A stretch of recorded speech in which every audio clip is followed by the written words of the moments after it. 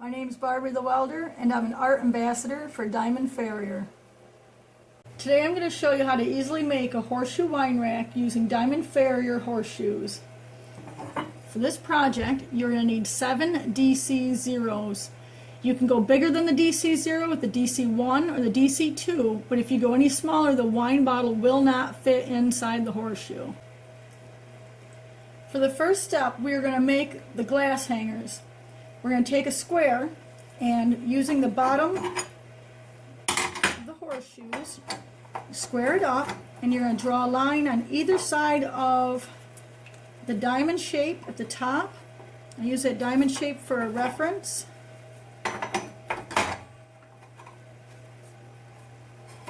Make sure it's square, and you're going to draw a line on either side. That is going to be cut out. And what that'll do is we'll take that piece out, and then we're going to weld the two pieces together.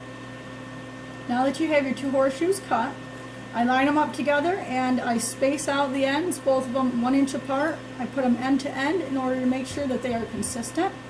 Once you're happy with your setup, go ahead and tack them, check them, and then weld them up.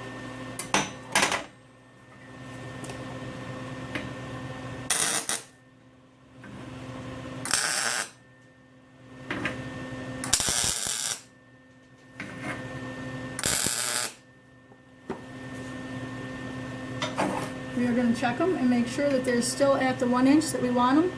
And just get it close.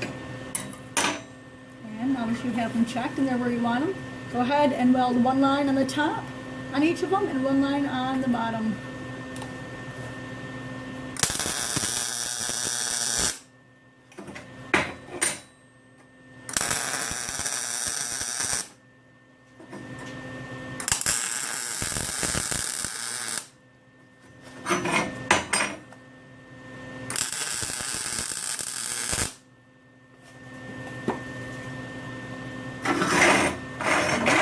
Go.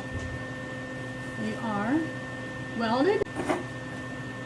In order to create the base for the wine rack, it is going to take 3 of the horseshoes. And the way I do this, I'll take 2 of them, and I use the lines inside of the horseshoe, kind of as a reference for the width. Turn it sideways. And you're going to want the tips of the horseshoes to line up evenly. I use the arrow on the diamond to line it up to make sure that it's centered on the horseshoe, on the base horseshoe. And the way I do it is I take the first hole, the holes that they use for the nails, and I put the arrow of the diamond right in the one hole on that side, and I do the same thing on the opposite side, and that'll make sure and guarantee that we're centered. And once you got them lined up there, you want to take the tops of the horseshoes and make sure they match up. Now this is a balancing act. You got to really use both hands and get yourself lined up good. And once that's lined up good, I put a tack on either side.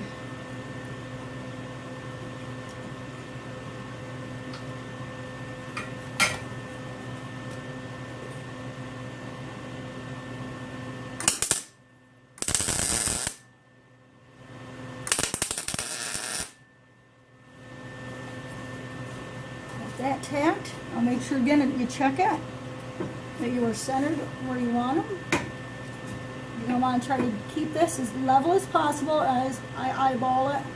You can use a digital level. If you use your digital level, you're going to want to level your table, zero your level, and then put your level on top, and that'll zero that out. Make sure you're as close to level as possible. I stay within half a degree is my is the tolerance that I use.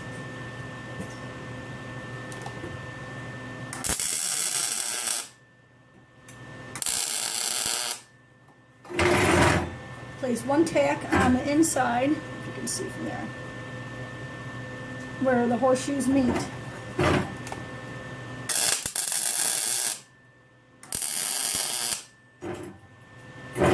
Once you got it tacked up and you got a level where you want it, you're going to want to weld.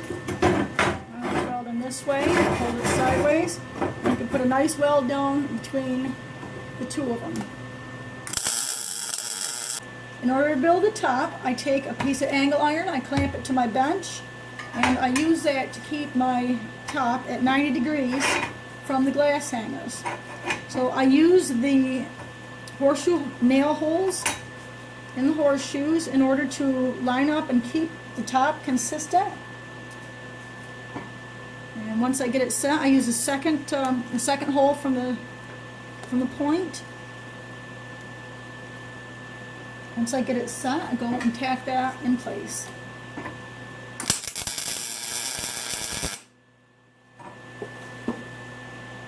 I'll take this and do the same thing for the other side. Once again, using the second horseshoe, lining that up, keeping the distance between the two sides consistent, and I will tack weld that one on.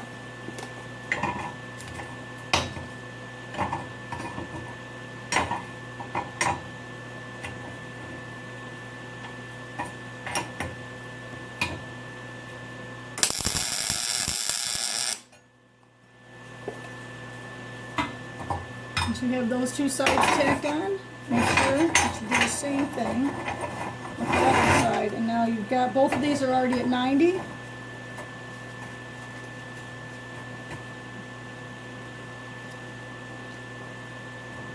I use my welds to line the two horseshoes up to make sure that they're absolutely in the same direction, that they are consistent.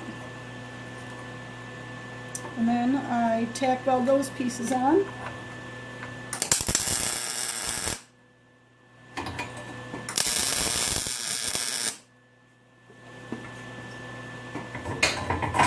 Now you have your top built. When you're ready to put the top onto the base, I use a digital level. I first take the level, I put it on my work surface, I will take it and I will zero it out. And then, using 8 hands, place a base and the top together. And you've got to do your best here to balance it with your hands. You place your level on top, and then you get as close as you possibly can to 0. And then you tack weld from the inside, you tack weld the base to the top.